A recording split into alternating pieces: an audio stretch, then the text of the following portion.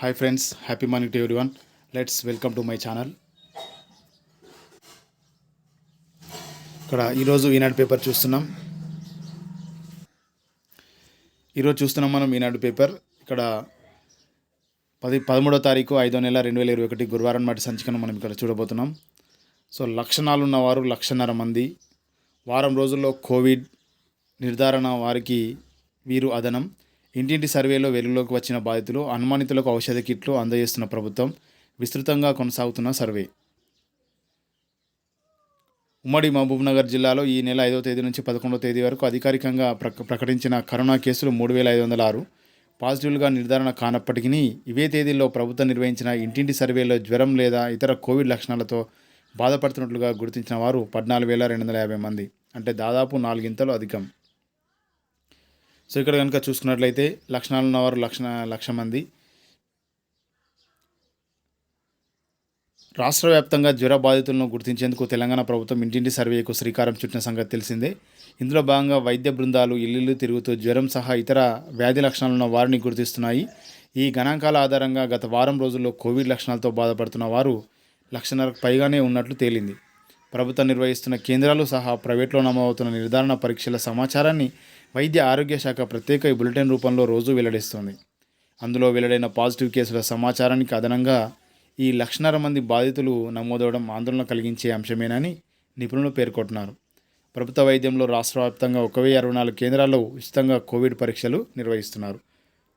So సాధారణం కంటే కూడా చాలా ఎక్కువ మంది ఉన్నారని చెప్పేసి ఇక్కడ మనకు తెలుస్తున్నది. లక్షణాలు ఉన్నారు అంటే కోవిడ్ లక్షణాలతో బాధపడుతున్న వారు ఓన్లీ టెస్ట్ చేసుకొని ఇంటి దగ్గర కిట్లు వాడుతున్న వారు మాత్రమే కాకుండా ఇంకా చాలామంది ఆ లక్షణాలతో బాధపడుతున్నారని చెప్పేసి ఇక్కడ ఇవ్వడం జరిగింది. దేశంలో ఉచిత వ్యాక్సినేషన్ చేపట్టండి, సెంట్రల్ విస్టా ఆపండి, 9 డిమాండ్లతో ప్రధానికి 12 ప్రతిపక్ష పార్టీల నేతల లేఖ. దేశవ్యాప్తంగా ఉచితంగా కోవిడ్ వ్యాక్సినేషన్ చేపట్టాలని కోరుతూ 12 ప్రతిపక్ష పార్టీల నేతలు ప్రధాని నరేంద్ర మోదీకి లేఖ రాశారు. ఇందులో ప్రధానంగా 9 డిమాండ్లు ప్రధాని ముందుంచారు. ఈ లేఖపై కాంగ్రెస్ అధ్యక్షురాలు సోనియా గాంధీ, మాజీ ప్రధాని హెచ్డి దేవేగౌడ, ఎన్సీపీ అధినేత శరద్ పవార్, మహారాష్ట్ర, పశ్చిమ బెంగాల్, తమిళనాడు, జార్ఖండ్ ముఖ్యమంత్రులు Uddhav Thackeray, Mamata Banerjee, M K Stalin, Hemant Soren, National Conference నేత ఫరూక్ అబ్దుల్లా, సమాజ్వాదీ పార్టీ అధ్యక్షుడు అఖిలేష్ యాదవ్, ఆర్జేడీ నేత తేజస్వి యాదవ్, సిపిఐ ప్రధాన కార్యదర్శి డి రాజా, సిపిఎం ప్రధాన కార్యదర్శి సీతారాం ఏచూరి సంతకాలు చేశారు. తాము ముందు నుంచి విడివిడిగాను కలిసికట్టుగాను సూచనలు సలహాలు ఇస్తున్నా మోదీ ప్రభుత్వం పెడచెవిన పెడుతూ వస్తుందని విమర్శించారు. ఫలితంగా ఇప్పుడు దారుణమైన మానవ విషాదం నెలకొందని, ఇప్పటికైనా మేల్కొని తమ సూచనలను తక్షణం అమలు చేసి ప్రజలను ఆదుకోవాలని లేఖలో పేర్కొన్నారు. సో ఇక్కడ 12 ప్రతిపక్ష పార్టీల నేతలందరూ కూడా తమ యొక్క డిమాండ్ని ఇక్కడ పెట్టడం జరిగింది. ఉచిత వ్యాక్సినేషన్ చేపట్టాలని చెప్పేసి ప్రధాని నరేంద్ర మోదీ గారికి విన్నవించుకోవడం అనేది జరిగింది. సో మేము ఇంతకుముందు కూడా చెప్తున్నా, మీరు వినట్లేదు. సో ఇప్పుడు చాలా దేశం అనేక రకాలుగా ఇబ్బంది పడుతుందని చెప్పేసి ఇక్కడ ఇవ్వడం జరిగింది. 24 గంటల్లో 4,205 మంది మృతి. ఆందోళనకరంగా కోవిడ్ మరణాలు. దేశంలో రెండో రోజు తగ్గిన క్రియాశీలక కేసులు. కొత్తగా 4,723 కరోనా కేసులు. రాష్ట్రంలో 31 మంది మృతి. పీఎం కేర్స్ నిధులతో 1.5 lakhs ఆక్సికేర్ యూనిట్లు డిఆర్డీఓ ఆధ్వర్యంలో అభివృద్ధి. ఇక్కడ నియంత్రణలోనే కోవిడ్ అని చెప్పేసి ఇక్కడ టాస్క్ ఫోర్స్ కమిటీ సమావేశంలో మంత్రి కేటీఆర్, చిత్రంలో సిఎస్ సోమేష్ కుమార్, జయేష్ రంజన్, రాజశేఖర్ రెడ్డి తదితరులు. 4-5 రాష్ట్రాలకు కల్పతరువుగా హైదరాబాద్. 3 నెలలకు సరిపడా ఔషధాలు సేకరిస్తున్నాం. టీకాల తయారీదారులతో త్వరలో సమావేశం. విలేకరులతో మంత్రి కేటీఆర్. టాస్క్ ఫోర్స్ కమిటీ తొలి భేటీ. సో తెలంగాణలో టాస్క్ ఫోర్స్ కమిటీ తొలి భేటీ జరిగింది. సో ఇక్కడ 3 నెలలకు సరిపడా ఔషధాలు సేకరిస్తున్నామని చెప్పేసి ఇక్కడ ఇవ్వడం జరిగింది. టీకాల తయారీదారులతో త్వరలో సమావేశం నిర్వహిస్తామని చెప్పేసి టాస్క్ ఫోర్స్ కమిటీ చైర్మన్ మంత్రి కేటీఆర్ గారు వివరించడం జరిగింది. కరోనా నియంత్రణలోనే ఉన్నట్టుగా ఇక్కడ చెప్పడం అనేది జరిగింది. కరోనా సాయం పెంచాలి, బాధితుల సంఖ్య పడకల ఆధారంగా కోటా ఉండాలి. కేంద్ర మంత్రిని కోరిన మంత్రి హరీష్ రావు. 600 మెట్రిక్ టన్నుల ఆక్సిజన్ అవసరమని వినతి.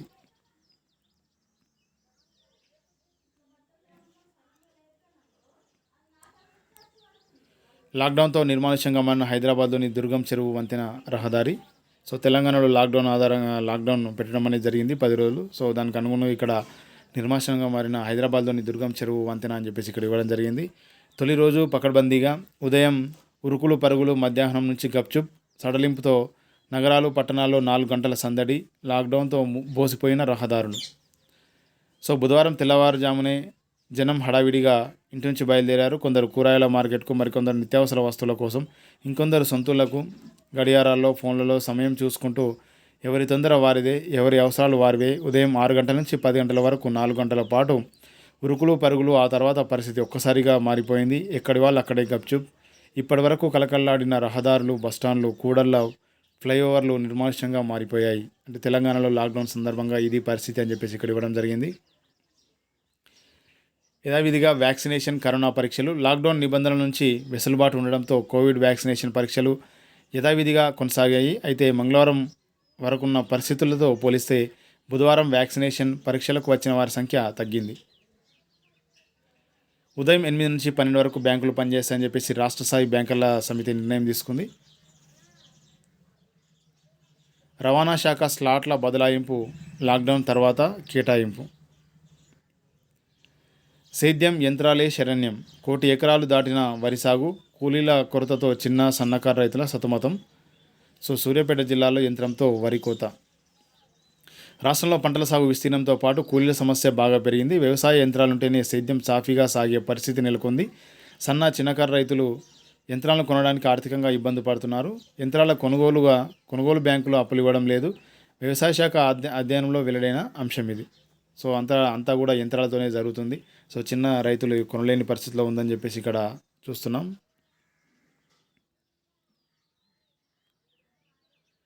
రెండో విడత సాయం 3,450 మంది ప్రైవేట్ అధ్యాపకులకు లబ్ధి. సో తెలంగాణ ప్రభుత్వం యూడైస్లోని లోపాలు మరియు ఇతర కారణాలతో ప్రభుత్వ సాయాన్ని కోల్పోయిన జిల్లాలోని ప్రైవేట్ పాఠశాలల బోధనేతర సిబ్బందికి తాజాగా ప్రభుత్వం తీసుకున్న నిర్ణయం ఊరటనిస్తుంది. జిల్లా విద్యాశాఖ జాబితాను సిద్ధం చేసి రాష్ట్ర విద్యాశాఖకు పంపించింది. 5-6 రోజుల్లో వారు ఈ సాయాన్ని పొందే అవకాశం ఉంది. అంటే యూడైస్ లెక్కల్లో రాని వారికి కూడా తెలంగాణలో ఉన్న మిగతా టీచర్లందరికీ కూడా ఈ సాయం అనేది 25 కిలోల బియ్యం మరియు 2,000 నగదు సాయం అనేది అందరికీ అందుబాటులో రానుందని చెప్పేసి ఇక్కడ ఇవ్వడం జరిగింది. ఇక్కడ కరోనా టీకాలు గర్భిణులకు సురక్షితమే, మాయాకు హాని కలిగించవు. ప్రాథమిక పరిశీలనలో వైద్యుల నిపుణుల నిర్ధారణ. కరోనా వైరస్ బారిన పడకుండా రక్షణ పొందేందుకు తీసుకునే టీకాలు గర్భిణులకు సురక్షితమైనవేనన్న ప్రాథమిక నిర్ధారణకు వైద్య నిపుణులు వచ్చారు. టీకా వల్ల గర్భంలోని మాయకు హాని కలుగుతుందనేందుకు ఆధారం లభించలేదని అబ్స్టెటిక్స్ అండ్ గైనకాలజీ జర్నల్ తన సంచికలో పేర్కొంది. మాయా ప్లెసెంటా విమానాల్లో బ్లాక్ బాక్స్ వంటిది. మాయాలో సంభవించే మార్పులు గర్భంలో తలెత్తే సమస్యలు తెలుసుకోవడానికి దోహదపడతాయి అని అమెరికాలోని నార్త్ వెస్టర్న్ యూనివర్సిటీ చెందిన Feinberg School of Medicine assistant professor Jeffrey Goldstein తెలిపారు. సో గర్భాన్ని కలిగి ఉన్నటువంటి లేడీస్ కూడా ఈ టీకాను తీసుకోవచ్చని చెప్పేసి ఇక్కడ ఇవ్వడం అనేది జరిగింది. సో ఎలాంటి ఇబ్బంది ఉండదని చెప్పేసి స్పష్టంగా ఇక్కడ పేర్కొనడం జరిగింది. ఆగని దాడులు, ఇజ్రాయెల్లో కొనసాగుతున్న ఉద్రిక్తతలు, వందల కొద్దీ రాకెట్లను ప్రయోగిస్తున్న హమాస్. సో దానికి సంబంధించి 11వ పేజీలో మళ్ళీ మనం తెలుసుకుంటాం. ఇది సంగతి. ఇక్కడ శ్రీధర్ గారు ఇచ్చినటువంటి కార్టూన్. సో ఇక్కడ చూద్దాం. కేసు దొరికింది సార్, కోర్టుకు సమర్పించవచ్చు. బీహార్ బీజేపీ ఎంపీ దాచిన అంబులెన్స్లను బయటపెట్టిన పప్పు యాదవ్. 32 ఏళ్ల కిందటే కేసులో పప్పు యాదవ్ అరెస్ట్. సో ఇక్కడ కార్టూన్ అనేది ఇవ్వడం అనేది జరిగింది. ఇక్కడ 2వ పేజ్ కనుక తీసుకున్నట్లయితే కిటకిట లాక్డౌన్కు ముందు కొనుగోలుదారులతో రద్దీగా సికింద్రాబాద్ మోండా మార్కెట్. లాక్డౌన్ అమల్లోకి రాగానే ఉదయం 10 గంటల తర్వాత ఇలా నిర్మానుష్యంగా మారిందని చెప్పేసి అక్కడ ఇవ్వడం అనేది జరిగింది. కట్టడి. లాక్డౌన్ నేపథ్యంలో రాష్ట్ర సరిహద్దు ప్రాంతాల్లో రవాణాను కట్టడి చేశారు. మంచిర్యాల జిల్లా కోటపల్లి మండలం రావన్పల్లి సమీపంలోని అంతర్రాష్ట్ర వంతెన వద్ద పోలీసులు బుధవారం తనిఖీ కేంద్రాన్ని ప్రారంభించారు. మహారాష్ట్ర నుంచి వచ్చే వాహనాలను పూర్తిగా నిలిపివేశారు. సో తెలంగాణలో లాక్డౌన్ ఉండడంతో వేరే రాష్ట్రం నుంచి వచ్చే వాహనాలను, మన రాష్ట్రం నుంచి అటు వెళ్ళే వాహనాలకు ఇక్కడ ఆటంకం ఏర్పడుతుంది. తప్పనిసరిగా వాటిని నిలిపివేయడం అనేది జరిగింది. తొలి రోజు పకడ్బందీగా. ఇక జనసంచారం లేని హన్మకొండ లోక్ అదాలత్ కూడలి. సో కొద్దిసేపే సడలింపులు ఇవ్వడం జరిగింది. తెలంగాణ ప్రభుత్వం మనకు లాక్డౌన్ విధించిన నేపథ్యంలో ఉదయం 6 నుంచి 10 గంటల వరకు కేవలం 4 గంటలు మాత్రమే వస్తు సేవలను వినియోగించుకోవడానికి ఇక్కడ అవకాశం ఇచ్చింది. సో తర్వాత అంతా కూడా నిర్మానుష్యంగా మారినాయని చెప్పేసి ఇక్కడ ఇవ్వడం అనేది జరిగింది. ఈ పాస్ ఇక్కట్లు మార్గదర్శకాలు నిబంధనలపై స్పష్టత కరువు ఒక్కరోజే చెల్లుబాటు అయ్యేలా జారీ చేస్తుండడంతో ఇబ్బందులు. సరిహద్దులో ఆంక్షలు. లాక్డౌన్ కారణంగా ఉమ్మడి నల్గొండ జిల్లాలోని ఏపీ సరిహద్దులో ఆంక్షలు కొనసాగుతున్నాయి. సూర్యాపేట జిల్లా కోదాడ మండలం రామాపురం క్రాస్ రోడ్లో వాహనాలు నిలిపివేశారు. ఈ పాస్ ఉన్న వాహనదారులను అనుమతించారు. వాడపల్లి నాగార్జున సాగర్ చెక్పోస్టుల వద్ద పోలీసులు బందోబస్తు నిర్వహించారు. ఏపీ నుంచి వస్తున్న వాహనాలను ఉదయం 6 నుంచి 10 గంటల వరకే అనుమతించారు.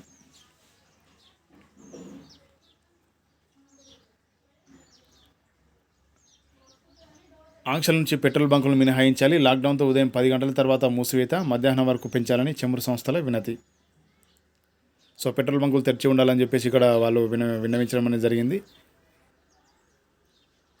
సో ఇక్కడ ఎండాకాలం కనుక తీసుకున్నట్లయితే నల్గొండలో అత్యధికంగా గరిష్ట ఉష్ణోగ్రత 42 డిగ్రీల సెల్సియస్, కనిష్ట ఉష్ణోగ్రత 22.4 డిగ్రీల సెల్సియస్గా నమోదైంది. విశాఖపట్నంలో కనుక తీసుకున్నట్లయితే 36.8 డిగ్రీల గరిష్ట ఉష్ణోగ్రత మరియు ఇక్కడ కనిష్ట ఉష్ణోగ్రత 22.6 డిగ్రీల కనిష్ట ఉష్ణోగ్రతగా ఇక్కడ నమోదైంది.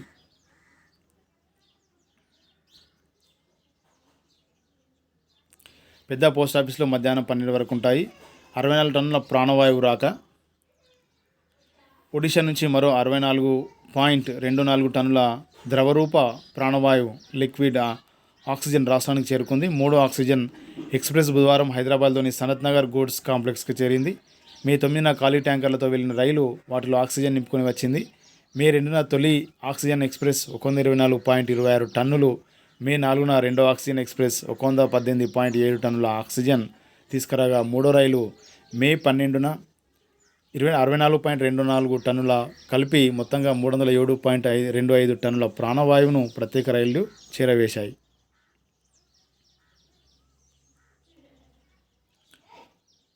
సో వైరస్ను జయించిన శతాధిక వృద్ధుడు, మరో 90 ఏళ్ల వృద్ధురాలు వెల్లడించిన గాంధీ ఆసుపత్రి సూపరింటెండెంట్ రాజారావు. చూడండి, ఇక్కడ చాలామంది ఎవరైతే ఏజ్ ఎక్కువ ఉన్నారో వాళ్ళు కూడా కరోనాను జయిస్తున్నారు. కాబట్టి మధ్య వయస్కులు కూడా కరోనాను జయించే అవకాశం ఉంది. కేవలం మనోధైర్యమే మనకు మందుగా పనిచేస్తుందని చెప్పేసి మనం ఇక్కడ చూస్తున్నాం. స్వాతంత్ర సమరయోధుడు పాలవరపు కన్నుమూత. స్వాతంత్ర సమరయోధుడు DCMS మాజీ చైర్మన్ పాలవరపు లక్ష్మీనరసయ్య కరోనాతో పోరాడుతూ బుధవారం కన్నుమూశారు. 3 దశాబ్దాలుగా నల్గొండ జిల్లా నకిరేకల్లో నివాసం ఉంటున్న ఆయన 5 రోజుల క్రితం కోవిడ్ బారిన పడ్డారు. హైదరాబాద్లోని ప్రైవేట్ వైద్యశాలలో చికిత్స పొందుతూ ప్రాణాలు విడచడం జరిగింది అని చెప్పేసి ఇక్కడ గాంధేయవాదిగా ఖ్యాతి. లక్ష్మీనరసయ్య స్వగ్రామం నల్గొండ జిల్లా షౌలి గౌరవరం మండలం ఇటుకులపహాడ్. గ్రంథాలయ భూదానోద్యమాలు, తెలంగాణ సాయుధ పోరాటం, క్విట్ ఇండియా ఉద్యమంలో పాల్గొన్నారు. గాంధేయవాదిగా ఖ్యాతి గడించారు. ఊరికే పోదాం, ఉన్నదే తిందాం. లాక్డౌన్తో పట్నం వదిలి సొంతూలకు కదులుతున్న ప్రజలు. పతంగి టోల్ ప్లాజా వద్ద పెరిగిన వాహన రద్దీ. సో అందరూ కూడా తెలంగాణలో లాక్డౌన్ ఉండడంతో అందరూ కూడా ఇంటికి వెళ్ళిపోతున్నారు. ఇతర ప్రాంతం నుంచి వచ్చిన వారందరూ కూడా ఇంటికి వెళ్ళిపోవడం అనేది జరుగుతుంది. కరోనాతో ప్రభుత్వ వైద్యురాలి మృతి. 2 గంటల ముందే సిజేరియన్, శిశువు సురక్షితం.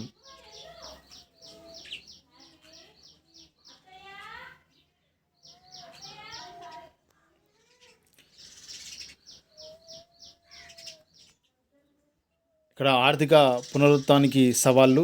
మరో ప్యాకేజీ ప్రకటించాల్సిందే. వృద్ధి రేటు కిందికి వెళ్ళిపోయింది. వ్యవసాయం, MSME రంగాలు పుంజుకోవాలి. మొట్టమొదటి సవాలు దేశంలో వస్తుసేవల వినియోగాన్ని పెంచడం ఎలా అన్నదే. వస్తుసేవలకు గిరాకీ తగ్గితే ఉత్పత్తి కుంటుపడి నిరుద్యోగం ప్రబలుతుంది. దేశంలో అత్యధిక రాష్ట్రాల్లో లాక్డౌన్లు, పాక్షిక లాక్డౌన్లు లేదా కఠిన ఆంక్షలు అమల్లో ఉన్నందువల్ల గిరాకీ ఇప్పుడిప్పుడే పుంజుకునేలా లేదు. దీన్ని సరిదిద్దడం ఎలా అన్నది మొదటి సవాలు. కోవిడ్ 2వ దశ విజృంభణ తెచ్చిపెట్టే ఆదాయ అసమానతలను అధిగమించడం ఎలా అన్నది రెండవ సవాలు. కార్మికులు, ఉద్యోగులు జీవనోపాధి కోల్పోయి తమ వద్ద ఉన్న కాస్తో కూస్తో పొదుపు మొత్తాలను ఖర్చు పెట్టుకోవాల్సి వస్తుంది.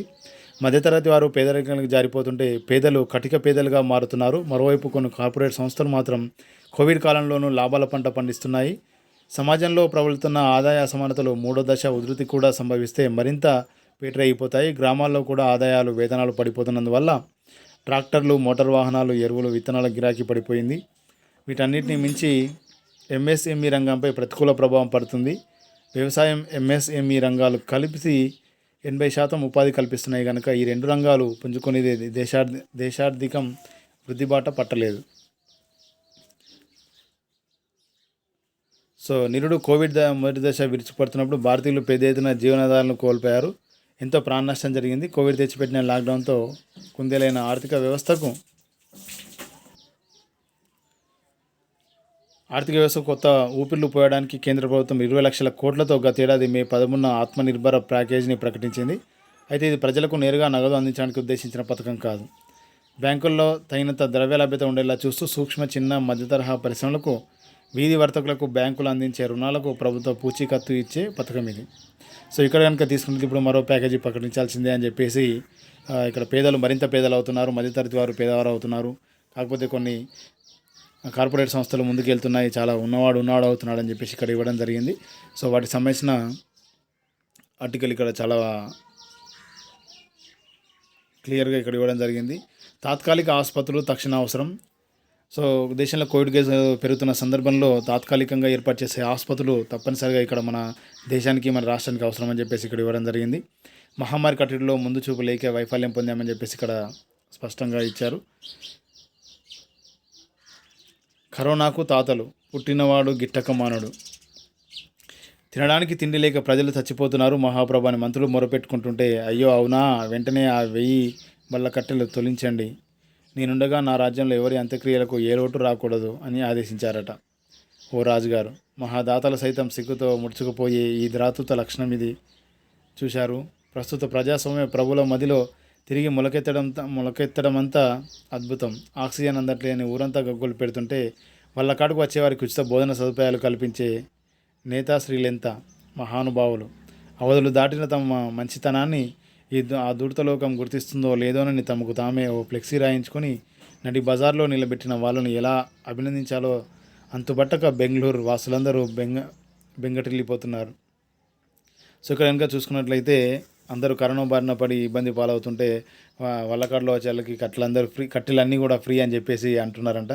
సో దానికి సంబంధించిన ఆర్టికల్ ఇక్కడ మంచి కామెడీతో ఇక్కడ రాయడం అనేది జరిగింది. నర్సుల సేవలు వెలకట్టలేనివి. సో నిన్న నర్సుల దినోత్సవం సందర్భంగా వెలకట్టలేని వాళ్ళ యొక్క సేవలు అని చెప్పేసి ఇక్కడ స్పష్టంగా ఇవ్వడం జరిగింది.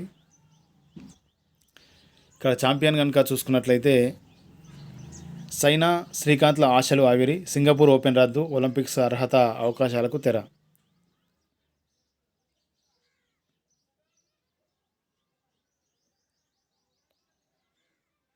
ఇటు సన్నాహాలు, అటు ఆందోళనలు. మెగా ఈవెంట్పై ముసురుకుంటున్న అనుమానాలు. జపాన్లో ఒలింపిక్స్ నిర్వహణపై వ్యతిరేకత.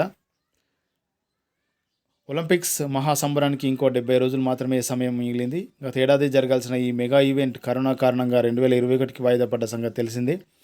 ఈసారి టోర్నీ మొదలయ్యే సమయానికి పరిస్థితులు సర్దుకుంటాయని ప్రశాంతంగా పోటీలు నిర్వహించుకోవచ్చని చెప్పేసి అనుకున్నారంతా. కానీ గత ఏడాదితో పోలిస్తే ఇప్పుడేమీ పరిస్థితులు మెరుగుపడిపోలేదు. ఇప్పటికే ఈ మెగా ఈవెంట్ కోసం లక్షల కోట్లు ఖర్చు చేసిన నేపథ్యంలో ఎట్టి పరిస్థితుల్లోనూ షెడ్యూల్ ప్రకారం జూలై 23 నుంచి ఆగస్టు 8 వరకు పోటీలు నిర్వహించాల్సిందే అని జపాన్ ప్రభుత్వం పట్టుదలతో ఉంది. కానీ దేశంలో పరిస్థితులు ఇందుకు సహకరించేలా లేవు. కరోనా ఉధృతి పెరుగుతుండడం, జనాలు వైరస్తో అల్లాడుతుండడం, మొత్తంగా దేశంలో ఆందోళనకర పరిస్థితులు నెలకొనడంతో ఇలాంటి సమయంలో ఒలింపిక్స్ ఏంటి అనే ప్రశ్నలు తలెత్తుతున్నాయి. టోక్యో ఒలింపిక్స్ను రద్దు చేయాలనే పిటిషన్కు మద్దతుగా 3 లక్షల మంది సంతకాలు చేయడం గమనార్హం. అంటే అక్కడ ఉన్నటువంటి ప్రజలు ఆ కరోనా వైరస్ బారిన పడుతున్నారు. సో ఈ సమయంలో టోక్యో ఒలింపిక్స్ నిర్వహించడం సాధ్యం కాదని చెప్పేసి అక్కడ ప్రజల అభిమతంగా ఉంది. కానీ ప్రభుత్వం నిర్వహించడానికి మొగ్గు చూపుతుందని చెప్పేసి ఇక్కడ ఇవ్వడం జరిగింది.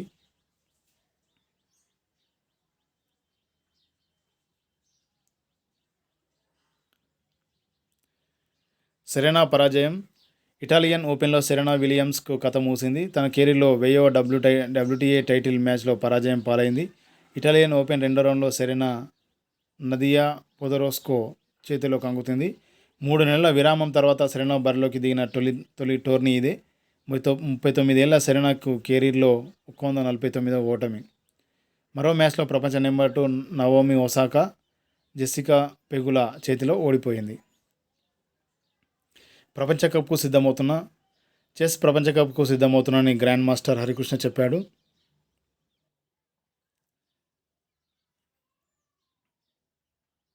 మాజీ టీటీ ఆటగాడు చంద్రశేఖర్ మృతి.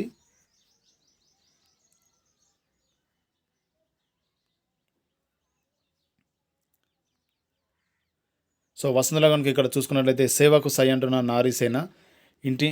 ఇంటి వంట నుంచి మిద్దె తోట పంట వరకు ప్రతిదీ చర్చించుకుంటారు. ఒకరేదైనా సాధిస్తే మరొకరు మనస్ఫూర్తిగా వెన్నుతట్టి ప్రోత్సహిస్తారు.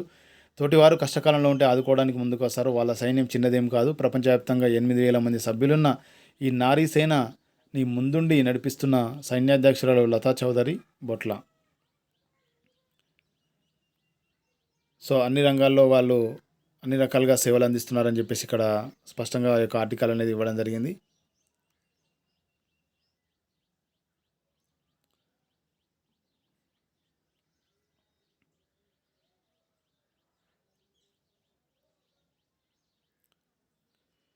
ఆశల ఊతం స్ఫూర్తి గీతం.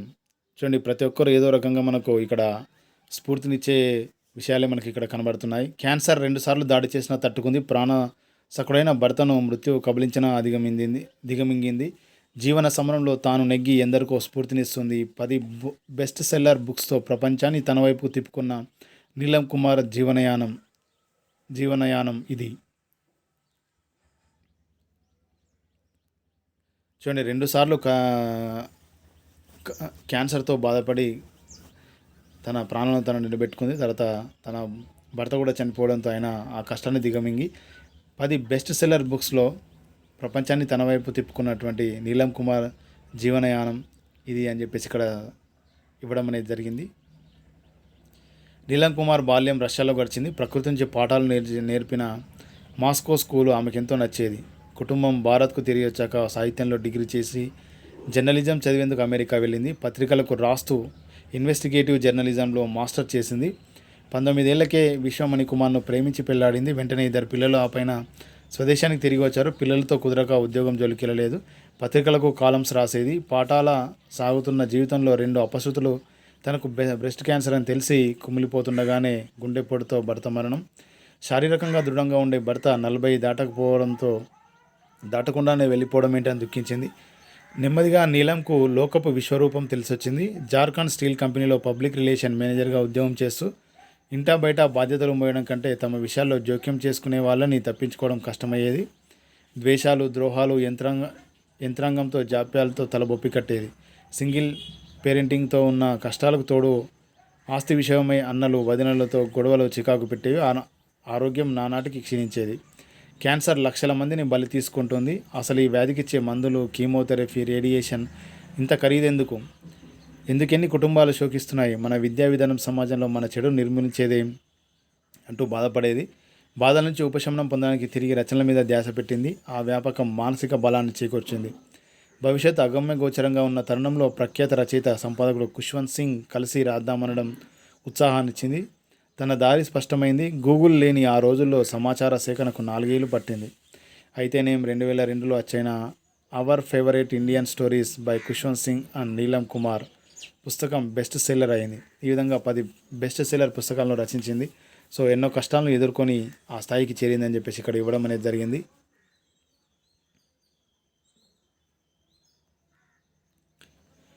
కరోనా అంతానికి ఐఐటీల పోరాటం. 7 ప్రధాన అంశాలపై పరిశోధన. ఏడాది కాలంగా 271 ప్రాజెక్టులు. ఎన్ఐటీల చేతుల్లో మరో 176.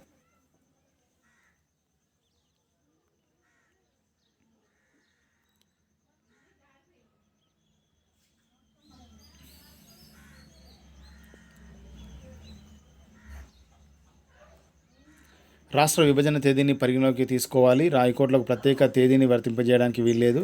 ఏపీ పదవి విరమణ వయసు పెంపు హైకోర్టు ఉద్యోగులకు వర్తిస్తుంది. తెలంగాణ ఉన్నత న్యాయస్థానం ఆదేశం. ఏపీలో 9 ఆసుపత్రులపై క్రిమినల్ కేసులు. కోవిడ్ చికిత్సలో నిబంధనల ఉల్లంఘన. ముమ్మరంగా ప్రాణవాయువు సేకరణ. ప్రాణవాయువు తరలింపునకు నెల 1వ తేదీ నుంచి వాయుసేన కార్గో విమానాలను వినియోగించుకుంటున్న ఏపీ సర్కార్ తొలిసారి బుధవారం ఒక్కరోజే 8 ఖాళీ ఆక్సిజన్ ట్యాంకర్లను గన్నవరం నుంచి భువనేశ్వర్ విమానాశ్రయానికి తరలించింది. భువనేశ్వర్ సమీపంలోని అంగూరు టాటా ప్లాంట్ల నుంచి లిక్విడ్ ఆక్సిజన్ నిల్వలతో గ్రీన్ ఛానల్ ద్వారా రాష్ట్రానికి రోడ్డు మార్గంలో ఆ ట్యాంకర్లు తిరిగి రానున్నాయి. ఏర్పాట్లను విమానాశ్రయ డైరెక్టర్ మధుసూదన్ రావు పర్యవేక్షించారు.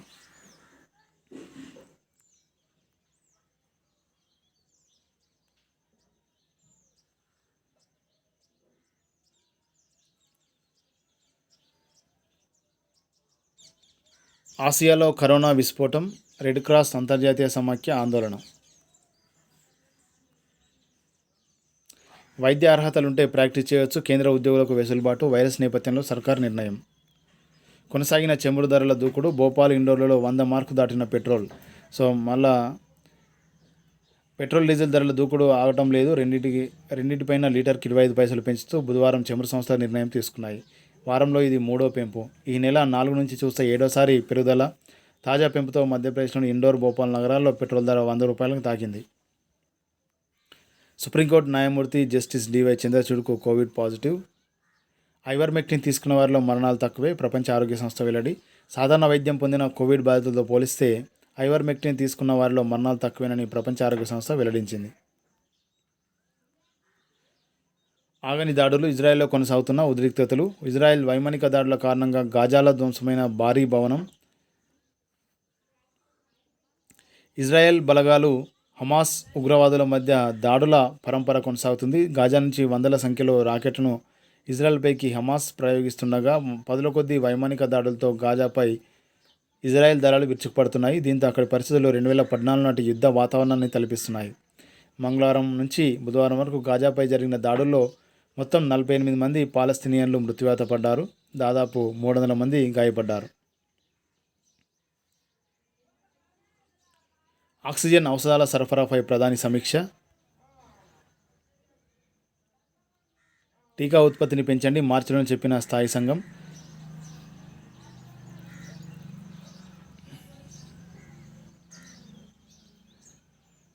స్వీయ తప్పిదాలే కారణం. రాజకీయ మతపరమైన కార్యక్రమాలతో కరోనా ఉధృతి. భారత్లో వైరస్ తీవ్రతపై WHO.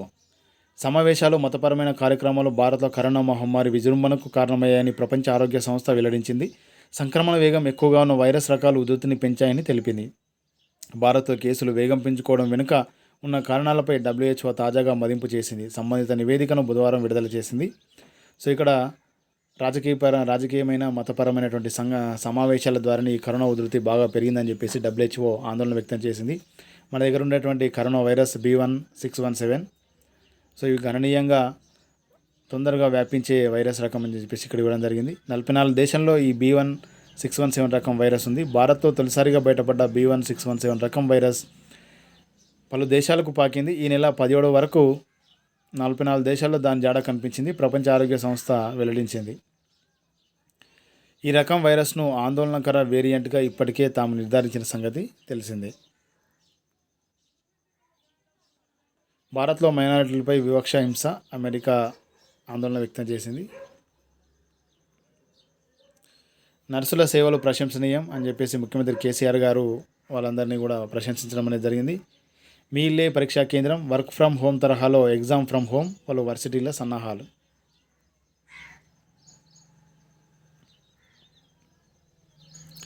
నేడు రేపు కొన్ని చోట్ల వడగళ్ల వర్షాలు. మధ్యప్రదేశ్ ఆగ్నేయ ప్రాంతంలో 900 మీటర్ల ఎత్తు నుంచి 1500 మీటర్ల వరకు గాలులతో ఉపరితల ఆవర్తనం ఉంది. ఇదే ప్రాంతం నుంచి మరాఠ్వాడా, కర్ణాటకల మీదుగా కేరళ వద్ద సముద్ర తీరం వరకు గాలుల అస్థిరత ఉపరితల ద్రోణి ఏర్పడింది. వీటి ప్రభావంతో తెలంగాణలో గురు శుక్రవారాల్లో ఉరుముల మెరుపులతో అక్కడక్కడ వడగళ్ల వర్షాలు కురిసే అవకాశాలను వాతావరణ శాఖ తెలిపింది.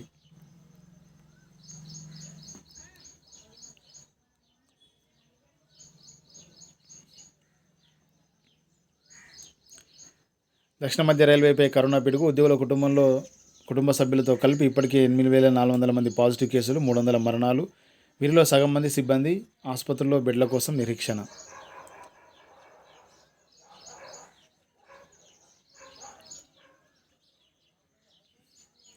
ఒక్కరోజే 125 కోట్ల మద్యం అమ్మకం. లాక్డౌన్ నేపథ్యంలో తెలంగాణలో ఒక్కరోజే రికార్డు స్థాయిలో మద్యం అమ్మకాలు జరిగాయి. ఎమ్మెల్సీ ఎన్నికల గడువులోగా జరిగిన రాష్ట్రంలో ఖాళీ అవుతున్న ఎమ్మెల్సీ స్థానాల్లో ఎమ్మెల్యే కోటాలోని 6 ఎన్నికలపై సందిగ్ధం నెలకొంది. జూన్ 4తో 6 పదవీ కాలం ముగుస్తుంది. అంతకంటే ముందే ఎన్నికలు జరగాల్సిన ఉన్నా ఇప్పటి వరకు ఎన్నికల సంఘం ఎలాంటి నిర్ణయమే తీసుకోలేదు. మాస్కులే శ్రీరామ రక్ష. డబుల్ మాస్కులు ఖచ్చితంగా పెట్టుకోవాల్సిందే. మాస్కులే మనల్ని కాపాడతాయని చెప్పేసి ఇక్కడ స్పష్టంగా ఇవ్వడం జరిగింది. కొత్త సర్కార్ ఏర్పాటుకు నేపాలీ కాంగ్రెస్ కసరత్తు. నేపాల్లో ప్రభుత్వ ఏర్పాటుకు సందిగ్ధత ప్రకటించిన ప్రధాన ప్రతిపక్షం నేపాలీ కాంగ్రెస్ అందుకు ముమ్మర ప్రయత్నాలు చేస్తుంది. కేపీ శర్మ ఓలీ ప్రభుత్వం విశ్వాస తీర్మానం ఓడిపోవడంతో కొత్త సర్కారు ఏర్పాటుకు అధ్యక్షురాలు విద్యాదేవి భండారి గురువారం రాత్రి వరకు గడువు ఇచ్చిన విషయం తెలిసిందే. జనాభాలో శరవేగంతో అగ్రపీఠాన భారత్, చైనా నిపుణుల వెల్లడి. భారత్ రకం అనొద్దు, డబ్ల్యూహెచ్ఓలో ఆ మాట వాడనే లేదు. B1617 రకం వైరస్పై కేంద్రం సూచనలు. B1617 రకం కరోనాను భారత రకం వైరస్గా పలువురు వ్యాఖ్యానిస్తున్నారు. కేంద్ర ఆరోగ్య మంత్రిత్వ శాఖ ఆక్షేపించింది. ఆధారాలేవి లేకుండా అలా అనడం సరికాదని చెప్పేసి సూచించింది. ప్రపంచ ఆరోగ్య సంస్థ తమ ఎన్నికల్లో ఎక్కడ భారత రకం అని వినియోగించుకోలేదని గుర్తు చేసింది. ఈ వ్యవహారంపై డబ్ల్యూహెచ్ఓ కూడా స్పందించింది. వైరస్లను, వాటి రకాలను తొలిసారిగా బయటపడ్డ దేశాల పేర్లతో గుర్తించడం సరికాదని స్పష్టం చేసింది. శాస్త్రీయ నామాలతోనే వాటిని వ్యవహరించాలని సూచించింది.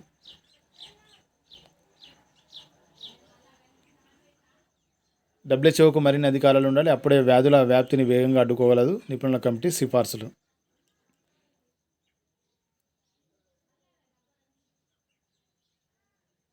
మాతృదేశాన్ని ఆదుకుందాం, భారత్ అమెరికన్లకు వితరణశీలి ఎంఆర్ రంగస్వామి పిలుపు.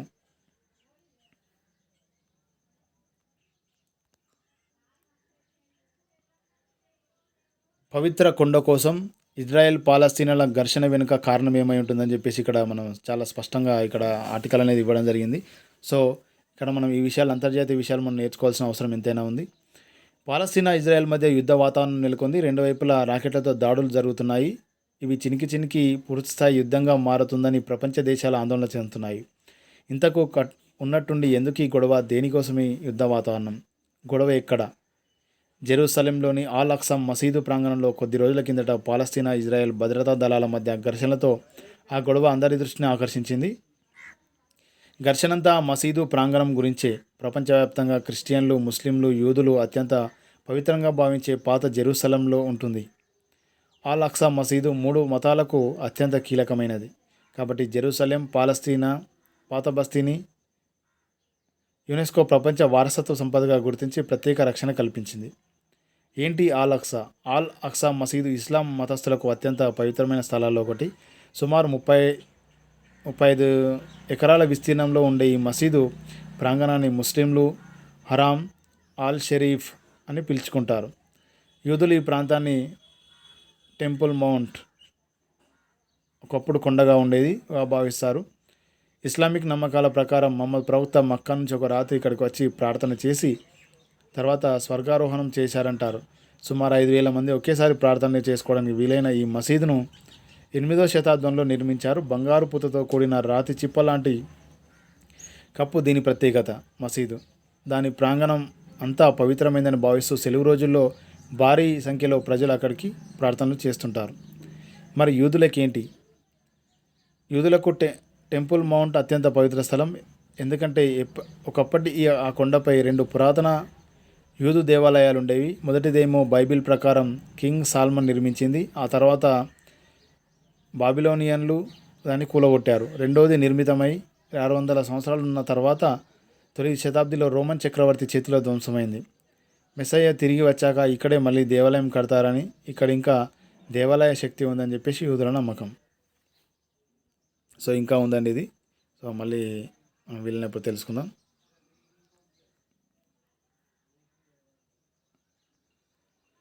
మకరందం కనుక ఇక్కడ చూసుకున్నట్లయితే ఆవేశమే అవతారమై. పరశురాముడు ప్రజాకంటక పాలక పాలిట ప్రళయ భీకరుడు, ఆవేశంలో దావానల సదృశుడు, అంతేనా అవసరమైతే సర్వస్వాన్ని దానం చేయగల త్యాగశీలి కూడా. ఇంకా పితృవాక్య పాలకుడు, కర్తవ్య నిబద్ధుడు, దృష్ట శిక్షకుడు, శిష్యవత్సలుడు, కార్యసాధకుడు కూడా. దశావతారాల్లో ఆవేశానికి ప్రతిరూపమైన ఆయన జీవితంలో ఆది నుంచి ఎన్నో మలుపులు, మరెన్నో విషయాలు. సో దాని గురించి ఈనాడు పేపర్లో, మకరందం పేపర్లో ఇవ్వడం అనేది జరిగింది. అదే శుద్ధి జ్ఞానసిద్ధి, మే 14 బసవ జయంతి.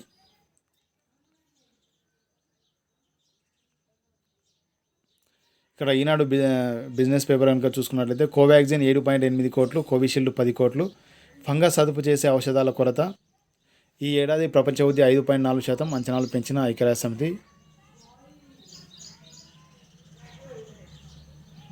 కొనసాగిన నష్టాలు. ఈరోజు కూడా సెన్సెక్స్ 471 పాయింట్లు తగ్గి 48,691 పాయింట్ల వద్ద ముగిసింది. నిఫ్టీ 154 పాయింట్లు తగ్గి 14,697 పాయింట్ల వద్ద ముగిసింది. ఇక్కడ హాయ్ బుజ్జి కనుక చూసుకున్నట్లయితే ఇక్కడ ఒక మంచి కథ ఇవ్వడం జరిగింది. పట్టికలోని పదాలు, అక్షరాల సందేశం, క్విజ్ కార్యక్రమాలు, ఇక్కడ బొమ్మలు గీయడం సుడోకు అని చెప్పేసి ఇవ్వడం జరిగింది. ఇక్కడ చదువు సంబంధించి ఇక్కడ ఇంటి నుంచే ఇంటర్న్షిప్లు నియామక సంస్థలకు మెప్పించే మెలకువలు. సో వాటికి సంబంధించి కొన్ని ట్రిక్స్ అనేవి ఇక్కడ ఇవ్వడం జరిగింది. బ్యాంక్ నోట్ ప్రెస్లో కొలవులు అని చెప్పేసి ఇక్కడ ఒక నోటిఫికేషన్ సంబంధించి వివరాలు ఇవ్వడం జరిగింది.